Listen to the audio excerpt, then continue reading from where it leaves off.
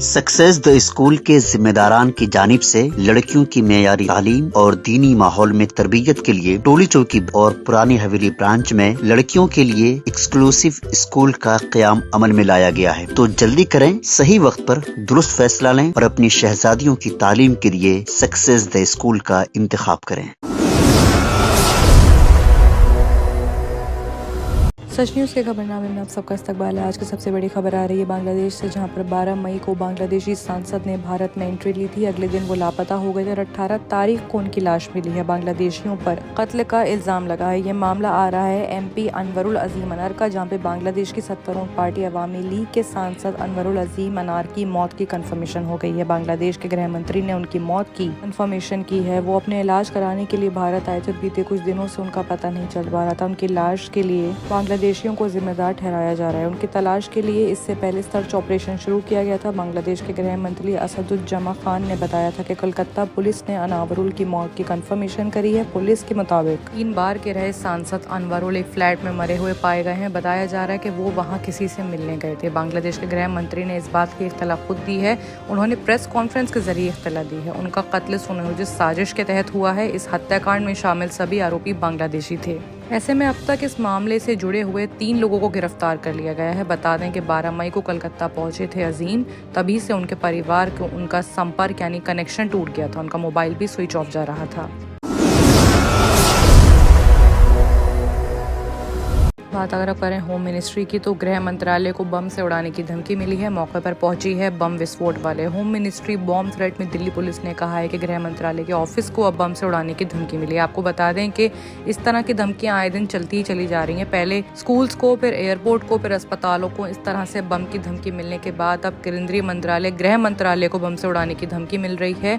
MSH के एक अधिकारी के मेल के जरिए बम की धमकी मिली है। ईमेल मिलने के बाद सुरक्षा एजेंसियां हरकत में आ गई और गृह मंत्रालय की बिल्डिंग में तलाशी अभियान शुरू कर दिया है। हालांकि कुछ भी बम का कोई निशान या कोई सीरियसनेस की कोई सोर्सेज नहीं मिली है। इतना ही नहीं, ये ईमेल किसने भेजा और कहां से आया है, इसकी भी तहकीकात शुरू कर दी गई है। दिल्ली फायर ब्रिगेड टीम एक अधिकारी की जानकारी देते हुए बताया है कि पुलिस और फायर ब्रिगेड की टीम साथ स्क्वाड और बम निरोधक दस्ते की टीम भी गृह मंत्रालय में बम होने की इत्तला मिलते ही निकल गई थी। नॉर्थ ब्लॉक में तैनात एक अधिकारी ने इत्तला दी है। इसके बाद आनन फानन में सभी टीमें पहुंची और पूरी बिल्डिंग में सर्च ऑपरेशन चल रहा है।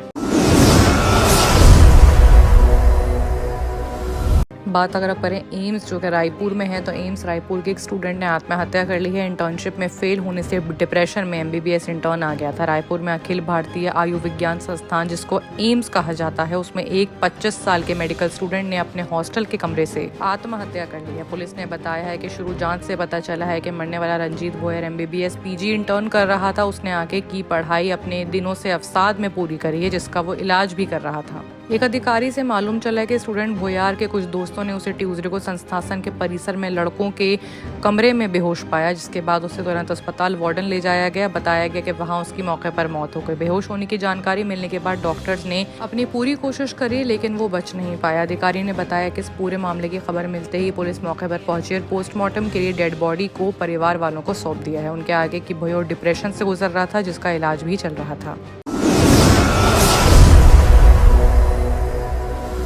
बात अगर आप करें आगरा की, तो आगरा का कपड़ा बाजार में बेहद खौफनाक आग लगी है। 1 दर्जन दुकानें खाक हो चुकी हैं। करीब 1 किलोमीटर दूर से दिखाई दे रही थी लपटों से उठते हुए धुएं। आगरा ये लपटों को देखते हुए लोग दहशत में आए हुए हैं और वहां से भागने लगे हैं। बाजार में करीब आधे घंटे तक आग को बुझाने की तफशिश करी गई है। दहशत और अफरा तफरी का माहौल वहां पर था। आग लगने की वजह पता नहीं लग पाई है। हादसा दोपहर करीब 4 बजे का है। सिंधी मार्केट की एक दुकान में ये आग लगी और आग की लपटों के आसपास कई दुकानों को अपनी चपेट में ले लिया।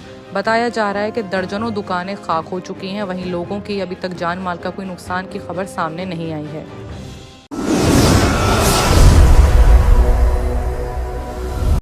बात अगर आप करें मध्य प्रदेश की, तो बुरहानपुर से एक दिल दहलाने वाला मामला सामने आ रहा है। धूप से बचने के लिए मकान की जिस दीवार का सहारा लिया था वो गिर गई। महिला समेत 4 बच्चे दब गए, एक की मौत हो गई। ये मामला दौलतपुर एरिया में एक मकान की दीवार गिरने का आ रहा है। उसकी चपेट में एक औरत समेत 4 बच्चे आ गए। बताया जा रहा है कि ये सब धूप से बचने के लिए इस मकान की दीवार से सटकर खड़े हुए थे। मध्य प्रदेश में आज दोपहर कुछ बात अलग थी जब ये हादसा हुआ है, जहाँ एक मकान की दीवार गिरने से उसके नीचे आके महिला समेत 4 बच्चे दब गए। हादसे की इत्तला लगते ही आसपास के लोगों ने मौके मौके पर पहुंचकर घायलों को बाहर निकाला। वहीं इस वारदात में गंभीर रूप से घायल एक बच्चे की मौके पर मौत हो गई। बाकी मां और बाकी के बच्चों को अस्पताल में रेफर कर दिया गया है। बता दें कि मकान कच्चा बना हुआ था, जिसकी छत टिन की चादरों और खपरेल की थी, जो कि बांस बल्लियों के सहारे से टिकी होती है। हालांकि मिली इत्तला के मुताबिक मकान की जर्जर कंडीशन चलते फिलहाल उसमें कोई रहता नहीं था और कोई बड़ी जानहानि भी नहीं हुई है, लेकिन एक बच्चे ने अपनी जान गंवा दी है। बाकी की तमाम खबरों के लिए देखते रहिए सच न्यूज। सक्सेस द स्कूल के जिम्मेदारान की जानिब से लड़कियों की मेयारी तालीम और दीनी माहौल में तरबियत के लिए टोली चौकी और पुरानी हवेली ब्रांच में बच्चियों की तालीम और तरबियत के लिए एक्सक्लूसिव स्कूल का क़याम अमल में लाया गया है। ऐसे वालिदैन जो अपने बच्चियों की मेयारी तालीम और तरबियत के लिए किसी मेयारी तालीमी इदारा की तलाश में हैं, तो इस सिलसिले में पुरशिकोह इमारत और कुशादा क्लासरूम में आपकी बच्चियों की तालीम, तरबियत, हुस्न अखलाक, हिफ्ज़ कुरान करीम और स्पोर्ट्स के अलावा तालिबात की खवातीन अमले के जरिए